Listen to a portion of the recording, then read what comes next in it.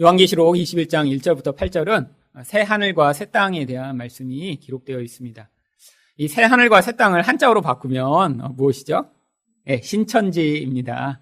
이 신천지 참 좋은 단어인데 이 신천지에서 이걸 오용하는 바람에 저희가 이 단어를 쓰지 못하게 됐습니다. 그래서 어제 제가 이걸 준비하면서 제목을 원래 신천지와 새 예루살렘 이렇게 해놨다가 이거 뭐 2단 강의하는 줄 알고 착각하실까봐 그냥 새 하늘과 새 땅으로 다시 바꾸었습니다. 요 21장의 핵심 내용은 바로 이 새 하늘과 새 땅 그리고 새 예루살렘에 관한 내용이 이 안에 담겨 있습니다. 새 하늘과 새 땅의 핵심 내용이 새 예루살렘이라는 것이죠.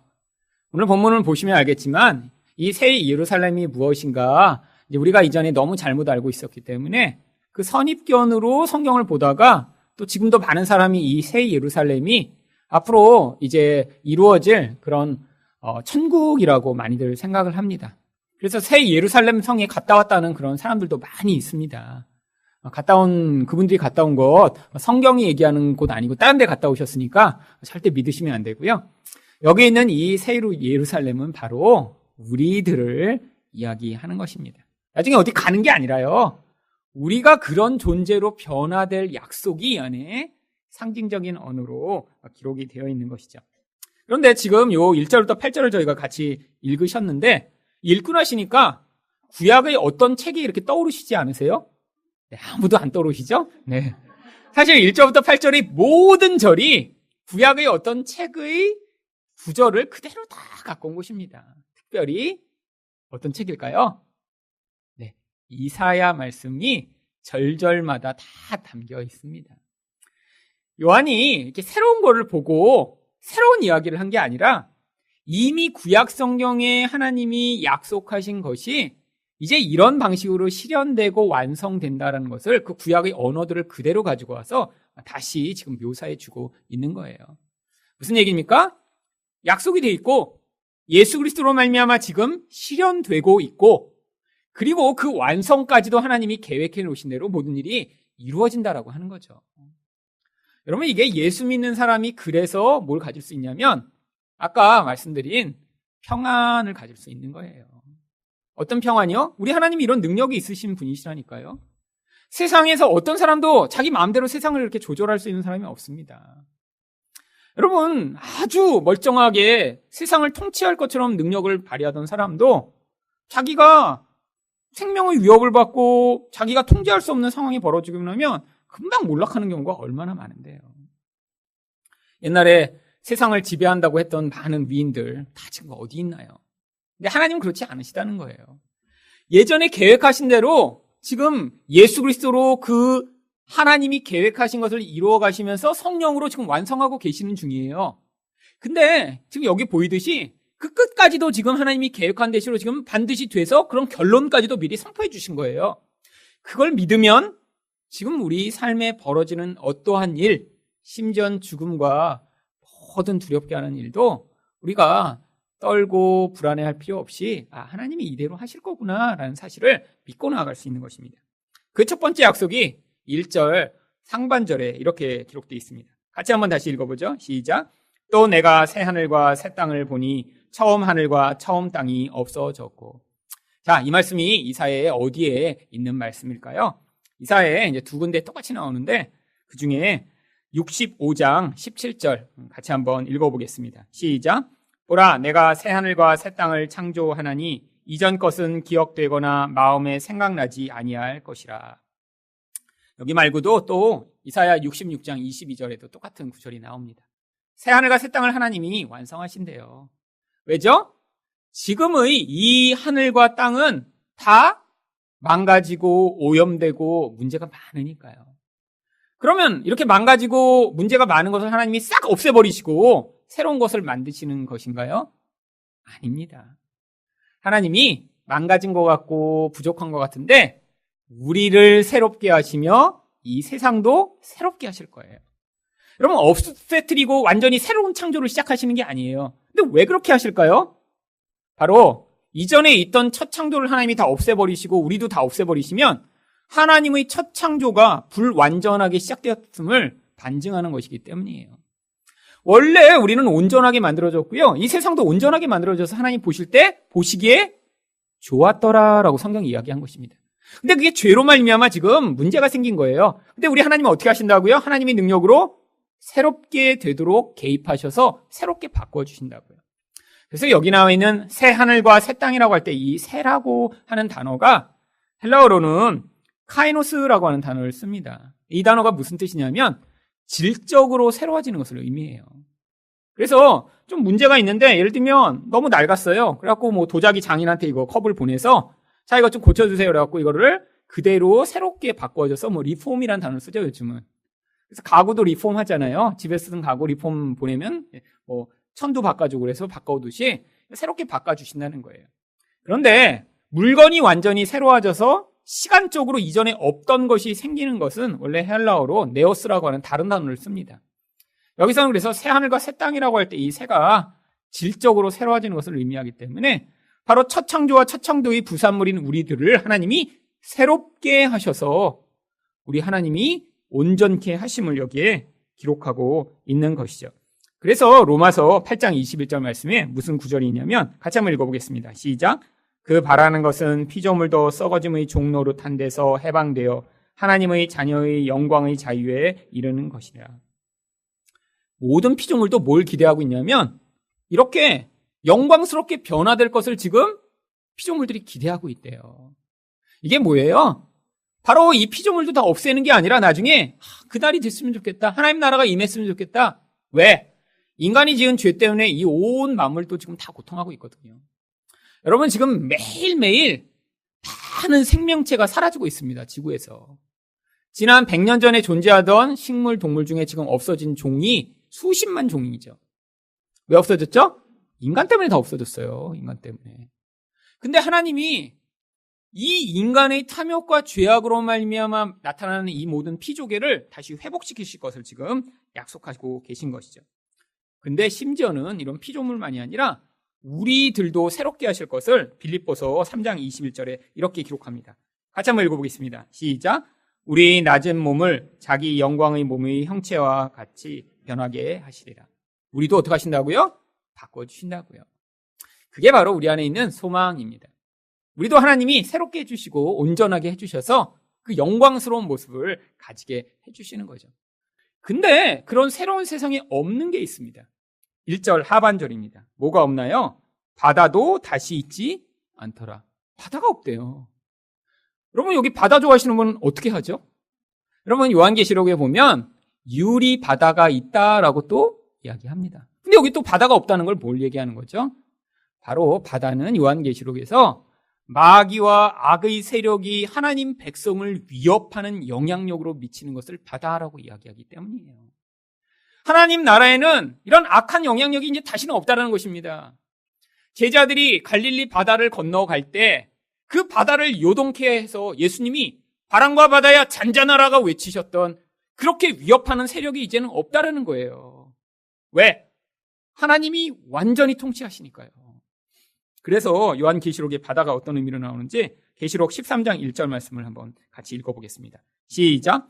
내가 보니 바다에서 한 짐승이 나오는데 뿔이 10이요 머리가 7이라. 바다가 어떤 것이죠? 이렇게 뿔이 10이고 머리가 7인 괴물이 살고 있는 세상이요.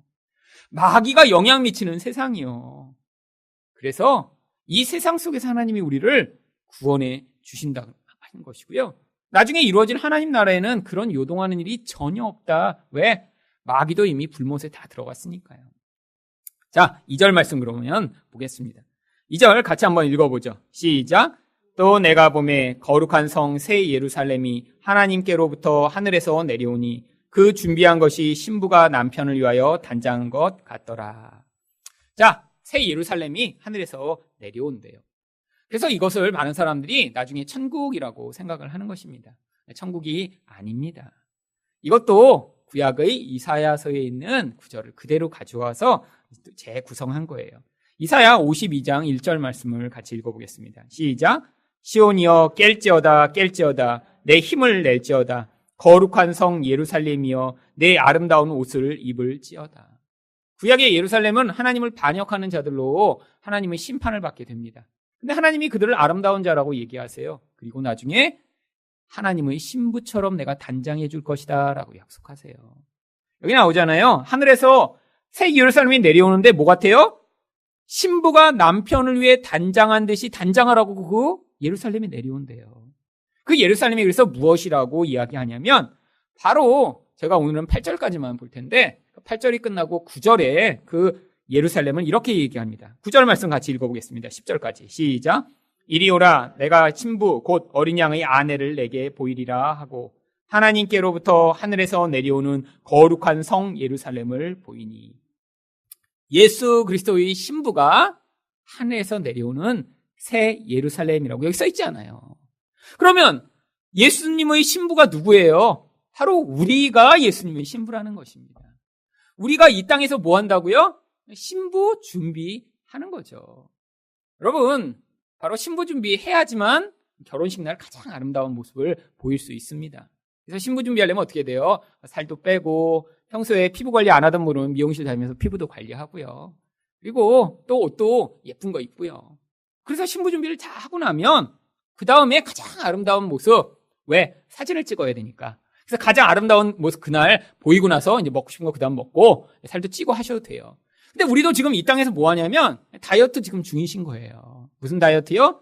세상 거 너무 많이 먹으셨으니까요. 다 지금 토해내셔야 됩니다. 먹은 거. 그 다음에 나쁜 거 먹지 말으셔야 돼요.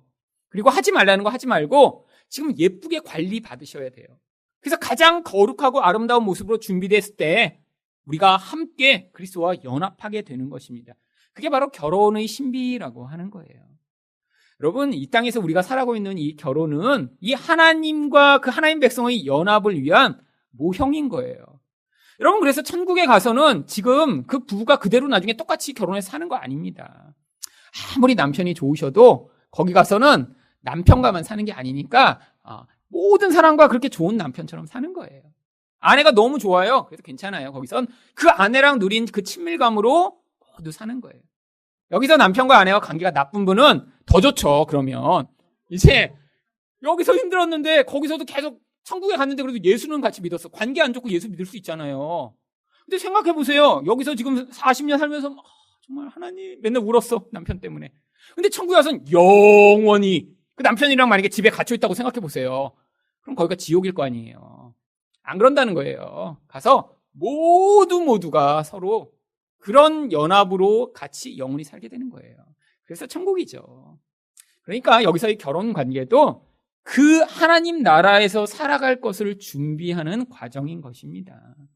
여기서 어떤 사람은 나보다 더 그렇게 부부관계가 좋은 것처럼 보이는 사람도 있고 그렇지 않은 사람도 있고 또 어떤 분은 먼저 아내나 남편을 사별하는 경우도 있고 또 결혼관계가 아주 고통스러운 경우도 있고 다양한 경우가 존재하지만 하나님이 그런 다양한 과정까지도 우리 인생에 허락하셔서 그것을 통해 우리가 예수님과 연합하는 준비를 충분히 할 수 있도록 우리에게 기회를 주시고 그리고 여기서 준비 기간 다 끝나면 똑같이 다 신부 드레스 같이 맞춰 입고 예수님이랑 결혼하는 거예요.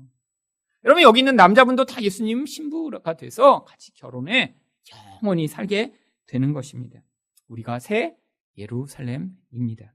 그러면 3절에서 또 무엇을 얘기하나요? 같이 읽어보겠습니다. 시작. 내가 들으니 보좌에서 큰 음성이 나서 이르되 보라 하나님의 장막이 사람들과 함께 있음에 하나님이 그들과 함께 계시리니 그들은 하나님의 백성이 되고 하나님은 친히 그들과 함께 계셔서 하나님이 하나님 백성과 영원히 같이 계신대요. 근데 특별히 여기 장막을 치시고 함께 계신다라고 표현을 합니다. 왜냐하면 여기 이 단어를 일부러 써놓은 이유가 구약에서 하나님이 하나님 백성과 장막 가운데 함께 계셨던 일들을 기억하도록 하시는 거예요. 언제 하나님이 하나님 백성과 장막으로 함께 계셨죠? 출애굽한 이스라엘 백성과요.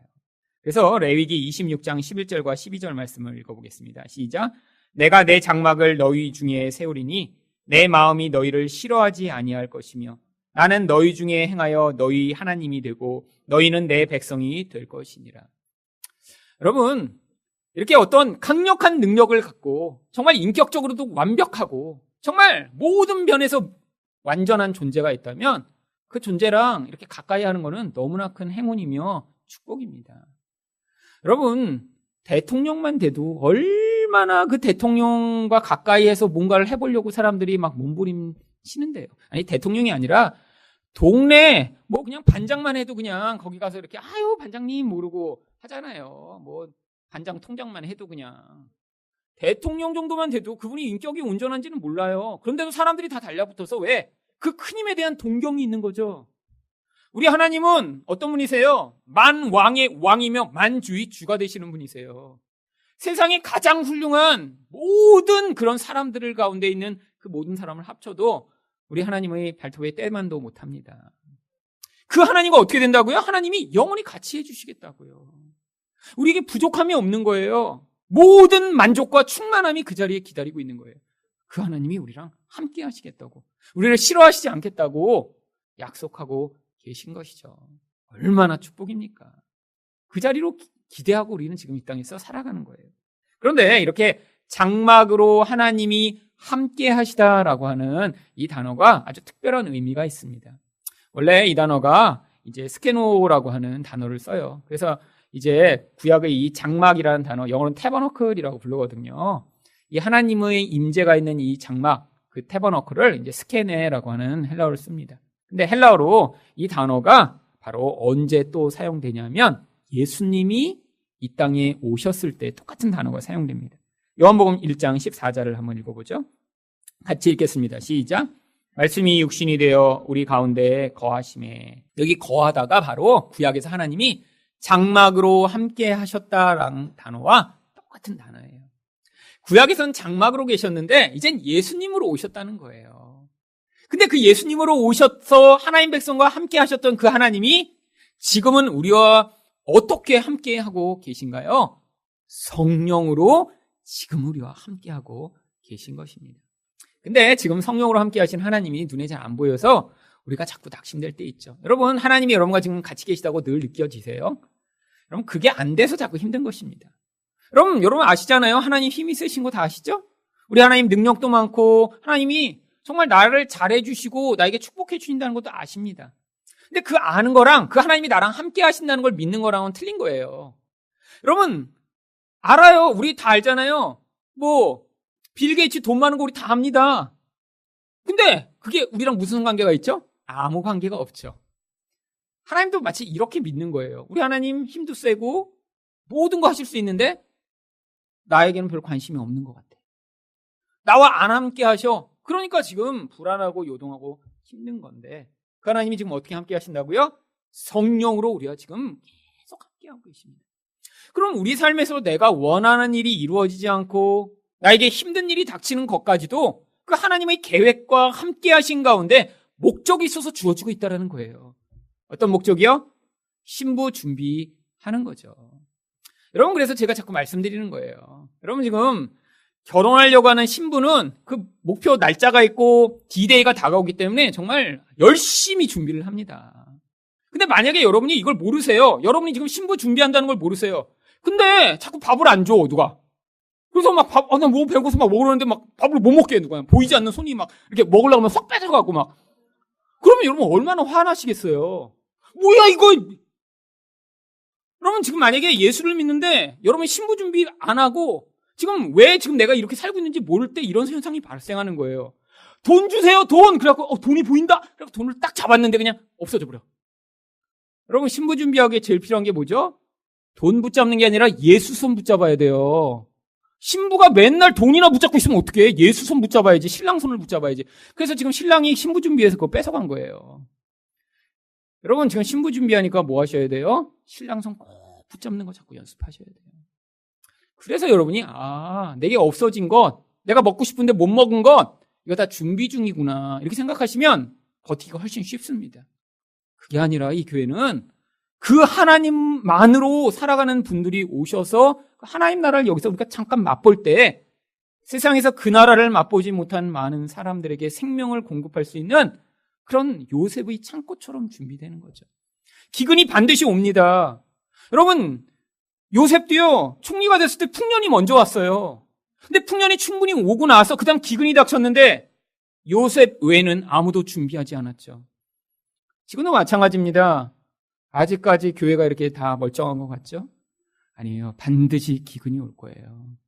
이제 예전에 사람들이 믿고 있던 방식과 알고 있던 것으로는 예수 믿는 것이 쉽지 않은 시대가 올 것입니다. 왜? 점점 예수님 오실 날이 다가오고 있거든요. 우리가 복음으로 준비하고 하나님의 사람으로 변화되어야 그 시대 가운데 이 교회가 요셉의 창고처럼 기근에 죽어가는 사람들을 향한 생명의 공급처가 될 것이기 때문에 여러분 우리 같이 그 목표를 위해서 같이 지금 신앙생활을 해나가는 것입니다. 그렇게 하기 위해서는 지루한 것도 좀 지나가야 되고요. 어려운 과정도 지나가야 되고 목표가 생기는 것이죠. 자, 그래서 이제 4절에는 또 하나님이 어떤 약속을 하고 계신가요? 같이 읽어보겠습니다. 시작! 모든 눈물을 그 눈에서 닦아주시니 다시는 사망이 없고 애통하는 것이나 곡하는 것이나 아픈 것이 다시 있지 아니하리니 처음 것들이 다 지나갔음이니라. 이것도 이사야 25장 8절 말씀에서 가져온 것입니다. 같이 읽어볼게요. 시작! 주 여호와께서 모든 얼굴에서 눈물을 씻기시며 자기 백성의 수치를 온 천하에서 제하하시리라. 여러분, 이 요한계시록에서 이야기하는 눈물, 사망, 애통, 곡하는 것, 아픈 것, 이게 다 무엇이죠? 죄의 결과로 나타나는 것들입니다. 왜 죽음이 찾아왔나요? 아담과 하와가 선악과를 따먹어 하나님 노릇하려다가 죽음이 찾아온 것이죠. 애통은 누가 죽었을 때 애곡하는 것을 이야기하는 것입니다. 결국 죄의 결과로 인간에게 사망이 찾아오면서 그 죽음을 바라보는 우리가 고통하며 울게 되는 거예요. 곡하는 것은요, 고통이 너무 심해서 그 고통으로 말미암는 탄식과 슬픔을 곡한다라고 이야기를 합니다. 아픈 것이요, 병이라고 하는 이 창조 세계의 생명력이 끊어지면서 나타나는 결과로 고통하는 것이죠. 다 죄의 결과를 얘기하는 거예요. 근데 새 하늘과 새 땅에서는 이런 죄의 영향력이 다 사라지고 우리가 완전히 새롭게 될 것을 약속하는 것입니다. 근데 어떻게 이 죽음과 고통과 슬픔과 아픔으로부터 우리가 자유케 된 것인가요? 이사야 53장 4절 말씀을 보겠습니다. 같이 읽겠습니다. 시작! 그는 실로 우리 질고를 지고 우리 슬픔을 당하였거늘. 질고가 바로 위에 나오는 고통, 아픔을 얘기합니다. 예수님이 우리 때문에 슬프시고 예수님이 우리 때문에 고통하셨기 때문에 이제 우리가 그 고통으로 나가지 않아도 된다는 거예요. 얼마나 수지맞았나요? 복은 우리가 받고 대가는 예수님이 다 치루셨습니다. 5절에서 하나님이 그래서 이 모든 일에 대해 이렇게 말씀하십니다. 같이 읽어보겠습니다. 시작! 보좌에 앉으신 이가 이르시되 보라 내가 만물을 새롭게 하노라 하시고 또 이르시되 이 말은 신실하고 참되니 기록하라 하시고.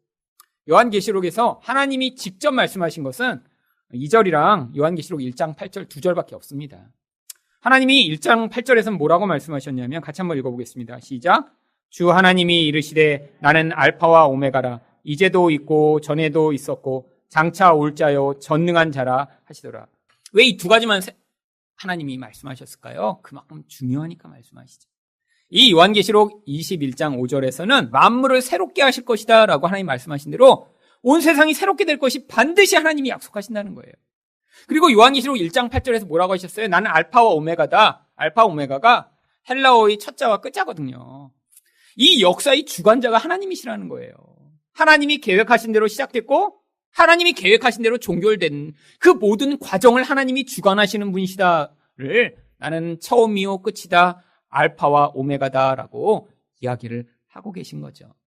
바로 하나님이 우리 인생과 이 역사를 주관하실 것입니다. 자, 그 다음에 6절 말씀을 또 보시죠.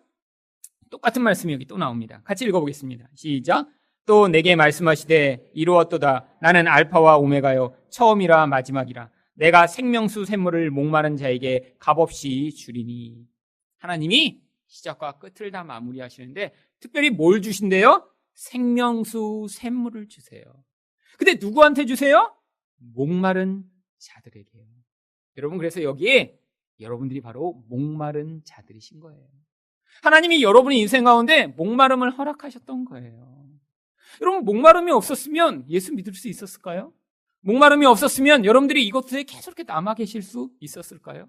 여러분이 세상에서 먹는 그것으로 목마름이 채워진다고 착각하셨으면, 아니 여러분이 돈이 많아서 아니 세상에서의 삶으로 별로 불만족을 경험하지 않으셨었다라면, 남편과 아내가 너무 행복해서 정말 집에 들어가기만 하면 막 그 기쁨 때문에 막 문을 열면 덜덜덜, 와 오늘 얼마나 이렇게 행복할까? 이러면 들어가서 사셨다면, 여러분이 한 분도 안 계시죠 여기? 다 목마르셨던 거예요. 그래서 어떻게 하셨어요? 하나님이 주시는 생수를 먹을 수 있는 자들로 지금 준비돼 이곳에 와서 그 생수를 맛보며, 야, 이곳에 이렇게 찔끔 맛봤는데도 좋은데 하늘나라에서 그걸 풍성하게 먹으면 얼마나 좋을까? 그 나라 기대하며 살게 하신 거예요. 여러분, 남편, 아내, 가정, 자기 재산, 모든 게 다 지금 풍족하고 너무 행복하고 모든 게 다 있으면 여기 지금 안 와 있고요. 지금 세부에서 지금 뜨거운 햇빛 맞으며 지금 자외선으로 얼굴 태우다 나중에 피부암 걸려요. 적당히 가셔야죠, 적당히. 너무 좋은 사람은 계속 놀러 다니고, 이제 돈 생기니까 캠핑카 사서 이제 전국 일주하고, 그러다 살다 죽는 거예요. 놀다가 죽는 거예요, 놀다가. 여러분, 지금 세상이 그렇게 살고 있잖아요. 여러분, 목마른 분들이 예수 찾고 기도하고 하나님 바라보며 그 안에서 주인은 생수를 맛보는데, 이것도 이사야의 예언이 똑같이 되어 있습니다. 이사야 49장 10절 읽어보시죠. 시작. 그들이 줄이거나 목마르지 아니할 것이며 더위와 볕이 그들을 상하지 아니하리니 이는 그들을 긍휼히 여기는 이가 그들을 이끌되 샘물 근원으로 인도할 것임이라. 여러분, 이 샘물 우리가 성령으로 맛보고 하나님 나라에서는 멈추지 않는 하나님의 생명을 계속 우리가 경험하는 것입니다. 근데 7절에서 하나님이 무슨 약속을 주세요? 같이 읽겠습니다. 시작. 이기는 자는 이것으로 상속을 받으리라. 나는 그의 하나님이 되고 그는 내 아들이 되리라. 이게 바로 하나님 아들로서 살아가는 놀라운 복인데, 이것도 사무엘하 7장 14절에 원래 다윗에게만 주셨던 다윗 언약입니다. 같이 읽겠습니다. 시작. 나는 그에게 아버지가 되고 그는 내게 아들이 되리니. 이게 다윗 왕에게 주셨던 다윗 언약이었는데 이제는 우리를 향해서도 너가 내 아들이 된다라고 주시는 거예요. 근데 우리가 어떻게 아들이 되죠? 우리는 하나님 아들 될 자격이 없어요. 하나님 딸이 될 자격이 없어요. 그래서 로마서 8장 17절에 어떻게 자녀가 되냐면 이렇게 기록하고 있습니다. 같이 읽겠습니다. 시작. 자녀이면 또한 상속자, 하나님의 상속자요 그리스도와 함께한 상속자니. 바로 그리스도를 통해서 하나님의 상속자가 된 것이죠. 그러니까 나중에 자랑할 것이 하나도 없는 것입니다. 그래서 마지막에 8절은 무엇으로 끝나나요? 같이 읽겠습니다. 그러나 두려워하는 자들과 믿지 아니하는 자들과 흉악한 자들과 살인자들과 음행하는 자들과 점술가들과 우상 숭배자들과 거짓말하는 모든 자들은 불과 유황으로 탄 못에 던져지리니 이것이 둘째 사망이라. 바로 이 땅에서 그리스도의 승리를 전가받지 못한 패배한 인생을 산 자들. 여러분, 패배한 자들이 이 땅에서 바로 그리스도와 관계없이 산 자들을 성경은 이기지 못한 자라고 얘기하는 거예요. 근데 그들이 어떻게 산다고요? 여기 나와 있는 모든 내용이 바로 그 내용입니다. 두려움이란 건 무엇이죠? 하나님을 두려워하지 않을 때 세상을 두려워하며 사는 모든 인간의 모습. 하나님을 믿지 못하는 모습. 흉악이라는 것은 결국 인간의 죄가 만들어내는 그 악한 결과. 살인이라는 것은 결국 하나님 백성을 핍박하고 박해하고 죽이는 일에 앞장선 것. 음행은 영적 간응이며 점술가는 우상에게 원하는 것을 얻어내고자 끊임없이 행하는 주술 행위. 우상 숭배는 욕망을 이루고 두려움을 피하고자 행하는 모든 의존의 대상. 그리고 거짓말은 바로 예수 그리스도가 우리 유일한 생명이며 우리 유일한 의존의 대상이심을 믿지 못하도록 가르치는 모든 거짓말들. 이런 거짓말들에서 하나님이 우리를 구원하셔서 우리가 그 하나님 나라에 들어가게 되는 것입니다.